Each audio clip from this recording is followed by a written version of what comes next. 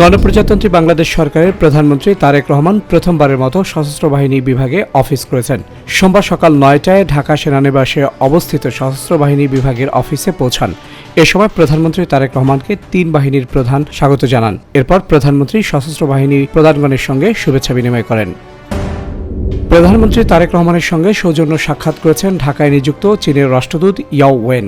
সোমবার প্রধানমন্ত্রীর মন্ত্রিপরিষদ বিভাগের কার্যালয়ে চীনের রাষ্ট্রদূত এই সৌজন্য সাক্ষাৎ করেন।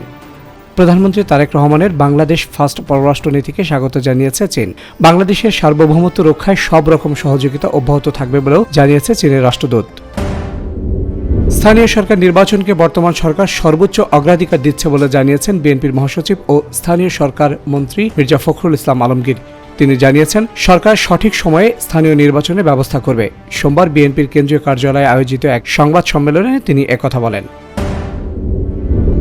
বাংলাদেশ সরকারের অনুমোদিত ছুটির তালিকা অনুযায়ী ২০২৬ সালের পবিত্র ঈদ উল ফিতরের সরকারি ছুটি মোট ৫ দিন নির্ধারণ করা হয়েছে। আগামী ২১ মার্চ চাঁদ দেখা সাপেক্ষে ঈদ উল ফিতর উদযাপিত হতে পারে। সরকারিভাবে আগামী ১৯ থেকে ২৩ মার্চ পর্যন্ত ঈদের ছুটি থাকবে। ইসরায়েলি প্রধানমন্ত্রী বেনিয়ামিন নেতানিয়াহু মধ্যপ্রাচ্যে একটি নতুন আঞ্চলিক জোট গড়ার পরিকল্পনার ঘোষণা দিয়েছেন। তার মতে, যা মূলত উগ্রবাদী শক্তির বিরুদ্ধে একটি ঢাল হিসেবে কাজ করবে। রোববার ভারতের প্রধানমন্ত্রী নরেন্দ্র মোদীর আসন্ন ইসরায়েল সফরকে কেন্দ্র করে এই পরিকল্পনার কথা জানান তিনি।